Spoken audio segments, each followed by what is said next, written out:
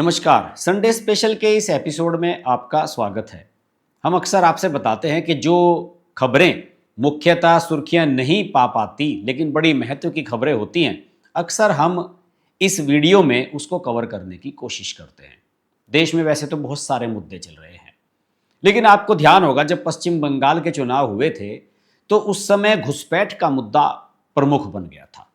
Bharatiya Janata party ने इस मुद्दे को एक चुनावी मुद्दा बनाया था और साथ ही साथ ये भी कहा था कि एसआईआर की जो प्रक्रिया चल रही है, इस एसआईआर की प्रक्रिया के माध्यम से घुसपैठियों के वोट देने के अधिकार को खत्म करने की भी कोशिश की जा रही है।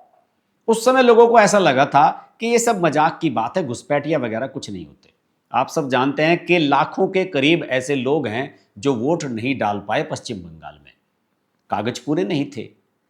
23 साल 25 साल पहले जो यहां पर एसआईआर की प्रक्रिया हुई थी उससे मैपिंग नहीं हुई, उसमें उनका कोई रिकॉर्ड नहीं था, उनके परिजन कोई यहां पर नहीं थे। एक तरीके से ये सब घुसपैठिए थे और इन घुसपैठियों को वोट डालने का अधिकार यहां पर नहीं मिलना चाहिए, इस पर सरकार अड़ी रही। लेकिन दोस्तों, अभी जो हाल में घटनाक्रम आए हैं, उन घटनाक्रमों से एक स्थिति बड़ी स्पष्ट हुई है कि इस पूरे ही घटनाक्रम के माध्यम से, घुसपैठ के माध्यम से इस देश की डेमोग्राफी चेंज करने की बड़े पैमाने पर कोशिशें की जा रही हैं। अभी देखिए, मेरे पास एक रिपोर्ट आई कि उत्तर प्रदेश एटीएस और ईडी ने लगभग 16 ऐसे ठिकानों पर छापे मारे हैं जो इन प्रकार की गतिविधियों को संचालित करते हैं। यानी कि बांग्लादेश से रोहिंग्या जो म्यांमार से आते हैं, इन सब को यहां पर लाया जाता है, इन सब के यहां पर कार्ड बनवाए जाते हैं, इनको रोजगार दिलवाया जाता है और इसके बाद इन्हें भारत की मुख्य धारा में शामिल कर दिया जाता है। मैंने इसके बारे में एक एनालिसिस, एक डिटेल्ड रिपोर्ट निकालने की कोशिश की तो मुझे पता लगा कि अभी हाल ही में उत्तर प्रदेश एटीएस और ईडी ने महाराष्ट्र, दिल्ली, हरियाणा और पश्चिम बंगाल के 2 जिलों मुर्शिदाबाद और नॉर्थ 24 परगना में छापेमारी की है। मदरसों पर छापेमारी की गई है, साथ ही साथ कई एनजीओज पर छापेमारी की गई है जिन्हें विदेशों से पैसा मिलता है लोगों के कागज बनवाने के लिए। इस पूरे नेटवर्क का खुलासा आज हम इसमें करने जा रहे हैं और जो इसका एक क्रक्स पॉइंट है, एक मुख्य पॉइंट है दोस्तों, 4 साल पहले वाराणसी में मोहम्मद उर्फ आदिल उर रहमान नाम का एक व्यक्ति पकड़ा था उत्तर प्रदेश पुलिस ने, और वो बांग्लादेश से अवैध रूप से आया था, अपने साथ 2-3 और लोगों को भी लेकर आया था, जिन्हें सहारनपुर जो वेस्ट यूपी में स्थित है और देवबंद जहां पर दारुल उलूम मदरसा है, वहां पर उनको छुपा करके रखा गया था कुछ लोगों को। इसके बाद इसमें एनआईए सक्रिय हुई। यूपी एटीएस ने 2021 में इसकी जांच शुरू कर दी थी, लेकिन इसमें ऑफिशियली 2023 में एक एफआईआर अक्टूबर के महीने में दाखिल की गई, जिसमें मानव तस्करी यानी कि लोगों को सीमा के पार अवैध रूप से लाना, जालसाजी, धोखाधड़ी, पासपोर्ट में फेरबदल करना और विदेशी पैसा अवैध रूप से हवाला के माध्यम से यहां लाना और उसका गलत इस्तेमाल करना, इन सब मामलों में ये चीजें आगे बढ़ी। और जब जांच आगे बढ़ी तो पता लगा कि विदेशों से भारी मात्रा में हवाला के माध्यम से पैसा लाया जा रहा है, मनी लॉन्ड्रिंग की जा रही है। और इसके बाद इसमें 2024 में, अभी 2 साल पहले, ईडी लखनऊ को भी शामिल किया गया क्योंकि मनी लॉन्ड्रिंग का इसमें मामला बन रहा था। और जैसे जैसे जांच ये आगे बढ़ी, मैं तो दंग रह गया कि इसमें राजनेताओं, धार्मिक संस्थाओं, मदरसे वगैरह और जो इंटरनेशनल फंड फाइनेंस करते हैं उस प्रकार के टूल्स और लोकल तस्कर और लोकल हैंडलर्स का एक जबरदस्त नेटवर्क बना हुआ है कि लोगों को बाहर से यहां लाना है, फिर उनके कागज बनवाने हैं और उन्हें इंडिया में स्टैब्लिश करना है। इसके सूत्रधार हैं 4-5 लोग और इसमें पश्चिम बंगाल का मुख्य भूमिका है और इसमें पश्चिम बंगाल का टीएमसी का एक बड़ा नेता भी शामिल है। इनका मुख्य उद्देश्य यही है कि यहां पर देश की जनसांख्यिकी बदली जाए और यहां के हालात को खराब किया जाए।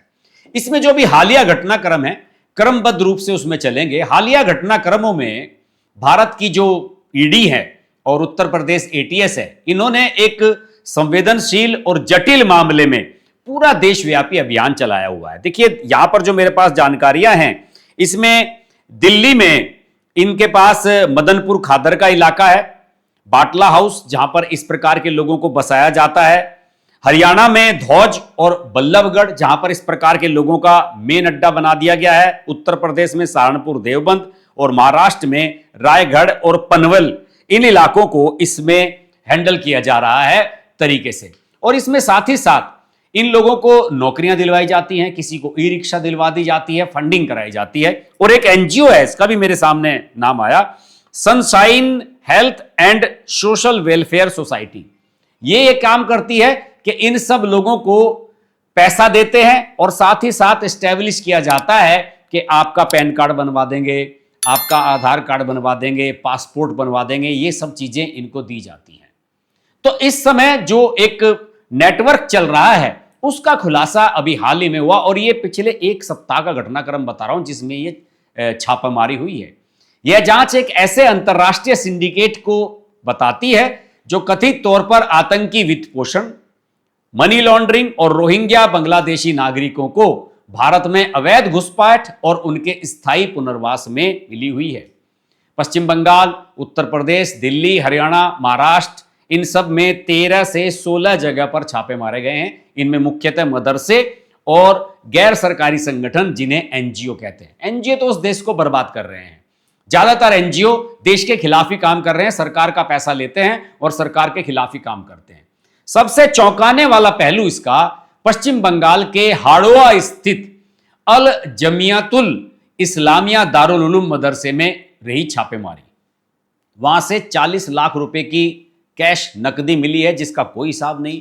180 ग्राम सोने के सिक्के बरामद किए गए हैं, जिसका रिकॉर्ड वहां के कागजों में कोई नहीं था, और इस कारण पीएमएलए के तहत उन्हें तत्काल कुर्क कर लिया गया।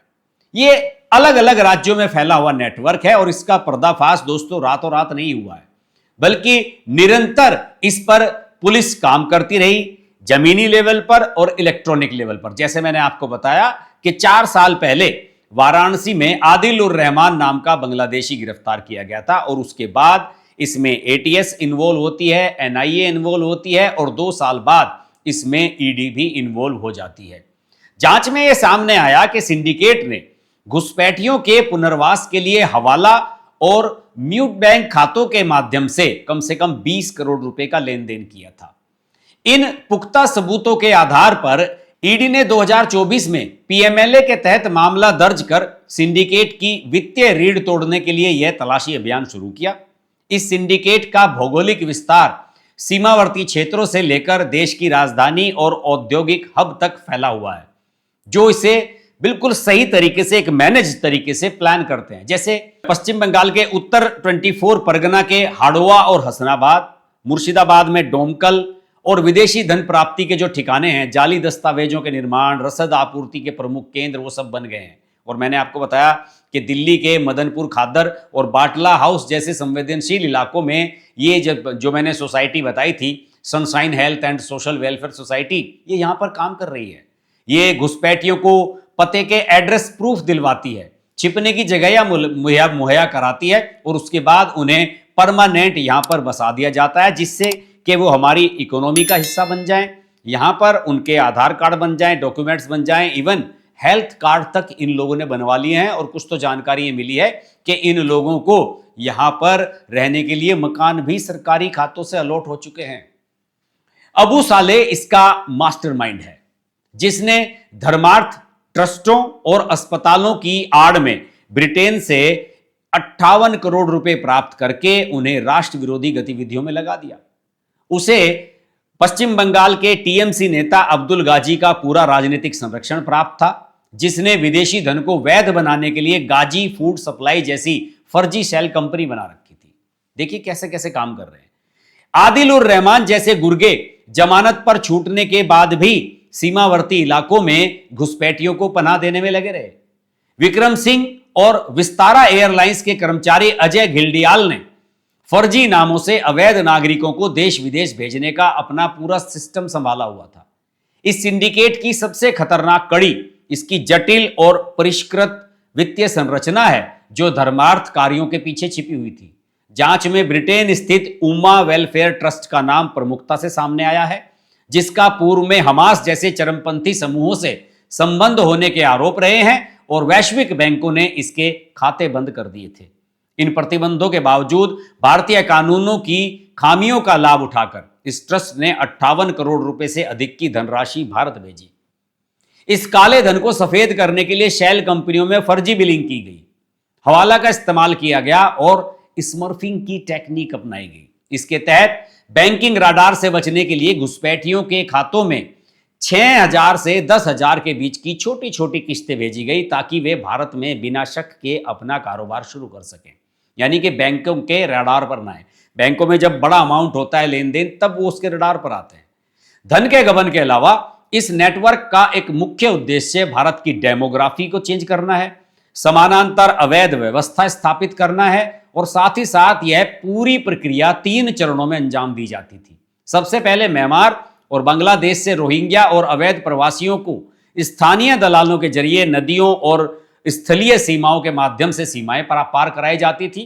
उसके बाद मदरसों और एनजीओ के पतों का उपयोग करके उनका पहचान का दस्तावेजीकरण यानी कि आइडेंटिटी लॉन्ड्रिंग की जाती थी ताकि वे जाली आधार, पैन कार्ड, भारतीय पासपोर्ट प्राप्त कर सके। और अंतिम चरण में इन प्रवासियों को देश के भीतरी और औद्योगिक हिस्सों में भेजकर मजदूरी, ई रिक्शा चलाने, फैक्ट्री में काम करने जैसे काम में लगा दिया जाता था, जिससे ये भारतीय अर्थव्यवस्था का अभिन्न हिस्सा बन जाए और इनकी असली पहचान हमेशा के लिए छिप जाए। इस सुनियोजित घुसपैठ और आतंकी वित्तपोषण के गंभीर जनसांख्यिकीय, भू राजनीतिक और राष्ट्रीय सुरक्षा संबंधी निहितार्थ हैं। उत्तर 24 परगना जैसे सीमावर्ती जिलों में व्यापक अवैध बसावट से वहां की जनसांख्यिकी में, डेमोग्राफी में भयंकर बदलाव आ रहा है, जो स्थानीय संसाधनों पर भारी दबाव डालने के साथ साथ सांप्रदायिक वैमनस्य भी पैदा कर रहा है। इसके अतिरिक्त चरमपंथी समूहों से जुड़े ट्रस्टों से आ रहे भारी धन से यह स्पष्ट संकेत मिलता है कि इन अवैध प्रवासियों का उपयोग भविष्य में आतंकी स्लीपर सेल्स के रूप में किया जा सकता है। साथ ही जांच एजेंसियों को इस बात की भी गहरी आशंका है कि म्यांमार और बांग्लादेश के जिन रास्तों का उपयोग मानव तस्करी के लिए हो रहा है, ये वही मार्ग हैं जिनका इस्तेमाल गोल्डन ट्रायंगल से ड्रग तस्करी जैसे याबा और एटीएस उसके लिए किया जाता है, जो खतरे को बहुआयामी बना देता है। इसके बहुत सारे डायमेंशंस हो जाते हैं। इस जटिल और संगठित अपराध से निपटने के लिए भारत की जितनी भी इंफॉर्मेंस एजेंसीज हैं, उन्होंने बेहतरीन अंतर एजेंसी समन्वय का प्रदर्शन किया है। एक और यूपी एटीएस ने अपनी जमीनी खुफिया जानकारी के आधार पर आईपीसी और फॉरेनर्स एक्ट, पासपोर्ट अधिनियम के तहत मानव तस्करी, जाली दस्तावेजों का भंडाफोड़ किया है। वहीं दूसरी ओर ईडी ने पीएमएलए के तहत धन शोधन की जांच की और संपत्तियों को जब्त किया। इसके साथ ही केंद्रीय गृह मंत्रालय यानी कि एमएचए एफसीआरए का उल्लंघनों की कड़ी जांच कर रहा है और संवेदनशील छापों के दौरान सीएपीएफ ने एजेंसियों को स्थानीय और राजनीतिक प्रतिरोध से बचाने के लिए आवश्यक सुरक्षा प्रदान की है। वरना आप भूले नहीं होंगे कि पश्चिम बंगाल में कैसे ईडी की टीम पर शाहजहां शेख के लोगों ने हमला किया था, उनके ऊपर पथराव कर दिया गया था। तो यह भी आवश्यक है कि आप एजेंसीज को वहां पर भेजें तो उनके साथ पर्याप्त फोर्स भी भेजें।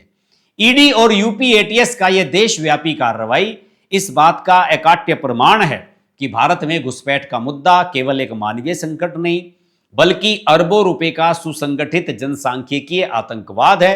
और इस खतरे को जड़ से खत्म करने के लिए नीति निर्माताओं को कुछ कठोर राजनीतिक कदम उठाने होंगे।